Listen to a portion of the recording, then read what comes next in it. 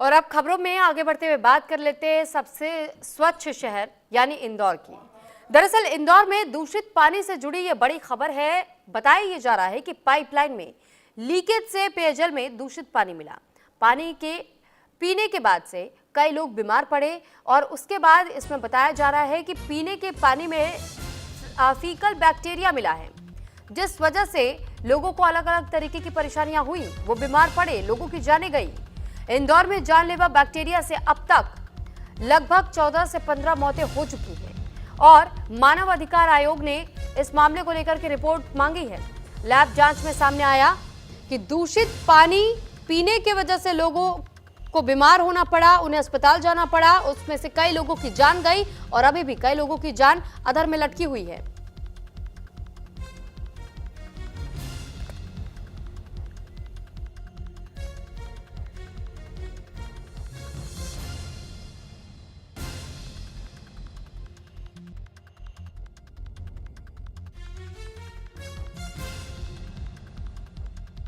आपको बता रहे जहां दूषित पानी पीने की वजह से लगभग 14 लोग अब तक अपनी जान गंवा चुके हैं और अभी भी कई जिंदगियां अधर में लटकी हुई हैं, क्योंकि उनका इलाज जारी है और उम्मीद ये जरूर लगाई जा रही है कि सबके सब बिल्कुल स्वस्थ होकर के अपने अपने घरों को वापस लौट जाए।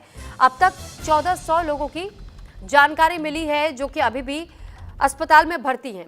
वहीं दूसरी ओर इंदौर में दूषित पानी के मामले को लेकर के एक बड़ा खुलासा हुआ है। पानी के सैंपल में खतरनाक बैक्टीरिया पाए जाने के कारण जो पानी में हैजा की बीमारी वाले बैक्टीरिया मिले।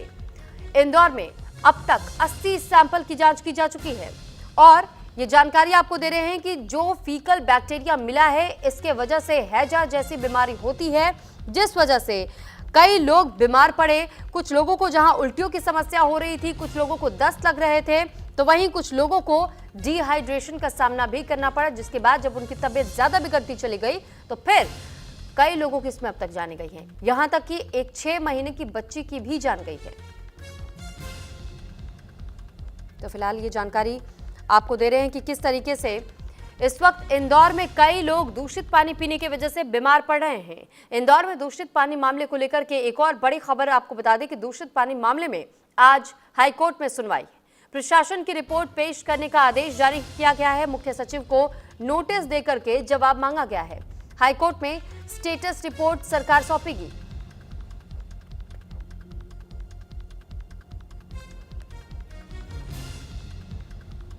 तो फिलहाल आपको जानकारी दे दें कि इंदौर में दूषित पानी पीने की वजह से जिस तरीके से कई लोग बीमार पड़े थे, इसको लेकर के अब मामला कोर्ट भी पहुंचा। कोर्ट में सुनवाई भी होनी है।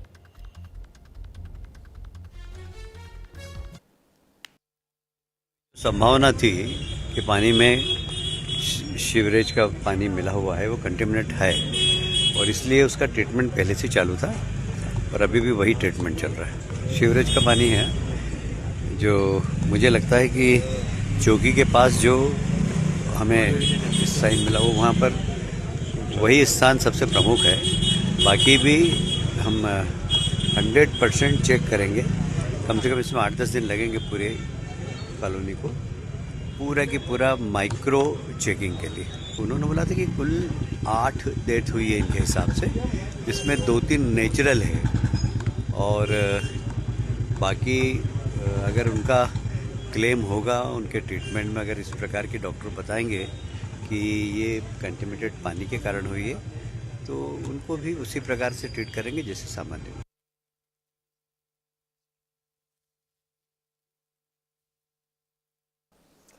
और इस पर ज्यादा जानकारी के साथ इस वक्त अंकित खरे हमारे साथ फोन लाइन पर जुड़ चुके हैं। अंकित, जानकारी चाहेंगे आपसे कि अब तक जिन लोगों की जानें गई हैं और अभी कितने लोग और एडमिट है, टोटल कितने ऐसे लोग बताए जा रहे हैं जिनकी जान जा चुकी है?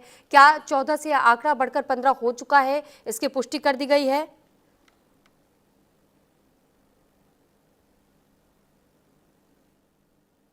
अंकित, क्या आपको आवाज मिल रही है?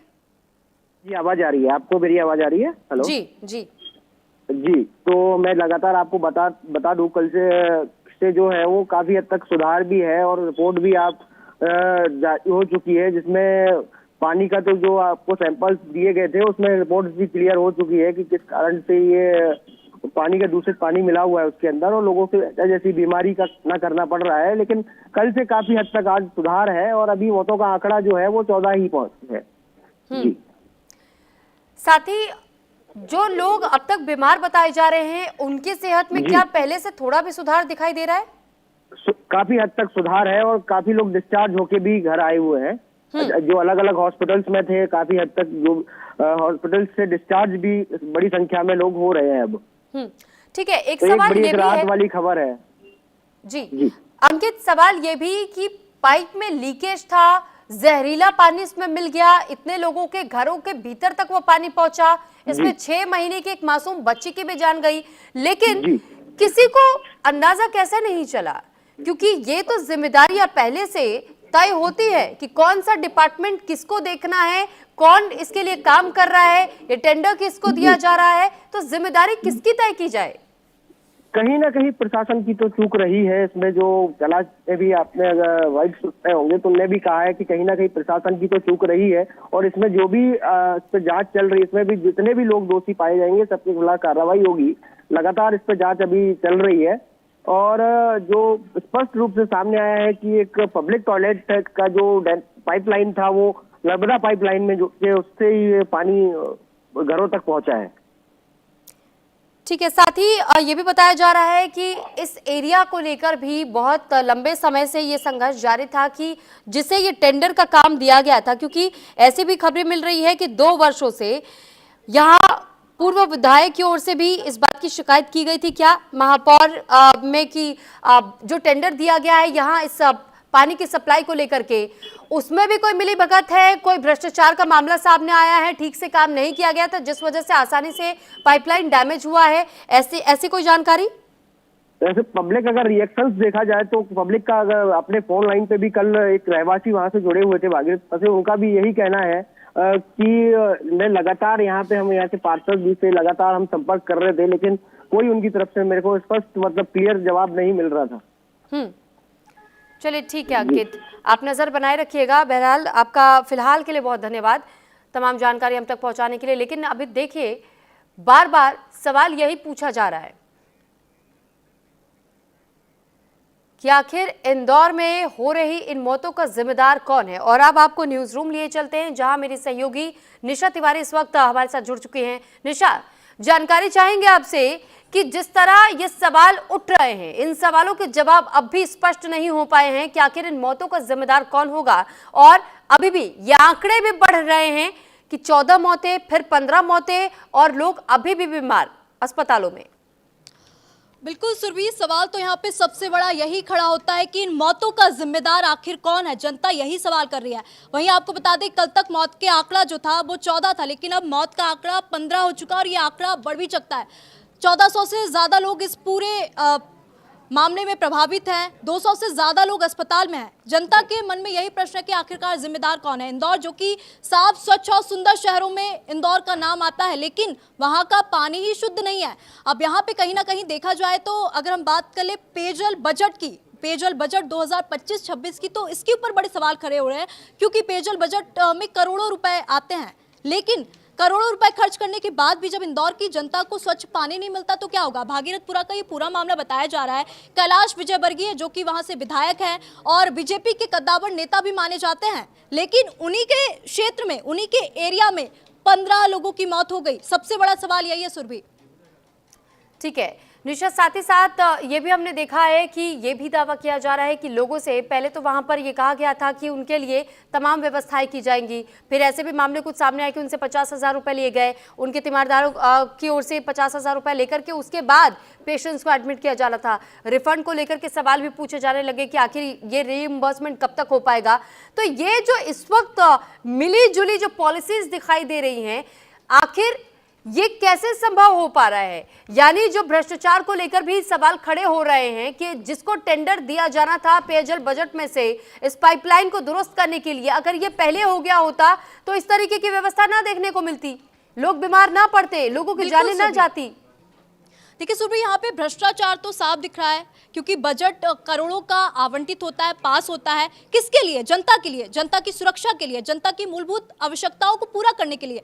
लेकिन यहाँ पे कागजों में ही ये जो काम है दिखाया गया है, भ्रष्टाचार जो है यहाँ पे साफ तौर पर देखने को मिल रहा है। ये बड़ा सवाल है, क्योंकि अगर हम बात कर ले फिर से कैलाश विजयवर्गीय की अगर हम बात कर ले, तो जब एक पत्रकार ने उनसे पूछा कि आपको क्या पता है कितनी मौत हुई है, मौत का आंकड़ा क्या है, तो वो नेता जो थे खुद ही कंफ्यूज में थे, उनको खुद ही नहीं पता। कहीं वो बयान देते हैं कि 5 से 6 लोगों की मौत हुई है, कहीं वो बोलते हैं 8 से 9 लोगों की मौत है, मतलब उनको सही तरीके से आंकड़ा समझ आ ही नहीं रहा है, वो खुद कंफ्यूजन में है। तो वहीं वो साफ तौर पर ये बोलते हैं कि अरे जो मृतक है उनको हम 2-2 लाख का मुआवजा तो दे रहे हैं। क्या मुआवजा देने से उन मासूम लोगों की जिंदगी जो छिन गई है, क्या वो वापस आ जाएगी? सबसे बड़ा सवाल यही है। बिल्कुल निशा, और आपका बहुत धन्यवाद हमारे साथ जुड़ने के लिए, तमाम जानकारी हमारे साथ साझा करने के लिए। वाकई देखिए, लगातार यही सवाल पूछा जा रहा है कि आखिर इन मौतों का जिम्मेदार कौन है, आखिर किसकी लापरवाही की वजह से इन लोगों की जिंदगियां खतरे में पड़ी, लोगों की जानें गई, मासूम बच्चों की जान पर इस वक्त बनी हुई है। एक 6 महीने की बच्ची की पहली जान जा चुकी है। लेकिन अब जब सवाल ये पूछा जा रहा है कि ये लीकेज हुआ कैसे पाइपलाइन में, पहले से इसकी जांच क्यों नहीं की गई? जब करोड़ों का बजट पहले से तय था, तो करोड़ों के बजट के अनुसार यह व्यवस्था पहले से दुरुस्त क्यों नहीं रखी गई थी?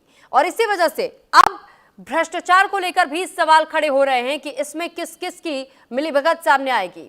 फिलहाल ये जानकारी आपको दे दें कि कई लोग जो इस वक्त बीमार पड़े हुए अस्पतालों में एडमिट है, और अस्पताल में एडमिट होने के साथ साथ में उनकी जिंदगी क्या वाकई पहले के मुकाबले बेहतर हो पाएगी, नहीं हो पाएगी, अब किस तरीके से उन्हें आगे आने वाले समय में भी अपने स्वास्थ्य समस्याओं से और जूझना पड़ सकता है।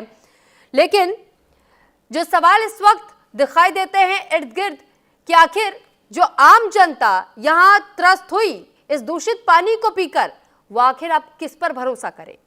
कैसे जब अपने घर वो वापस जाए तो उन्हें इस बात का यकीन कौन दिलाएगा कि अब साफ सुथरे इंदौर में, चाहे वो कोई भी इलाका क्यों ना हो, आपके घर तक बिल्कुल सुरक्षित, साफ, स्वच्छ पानी पहुंचेगा।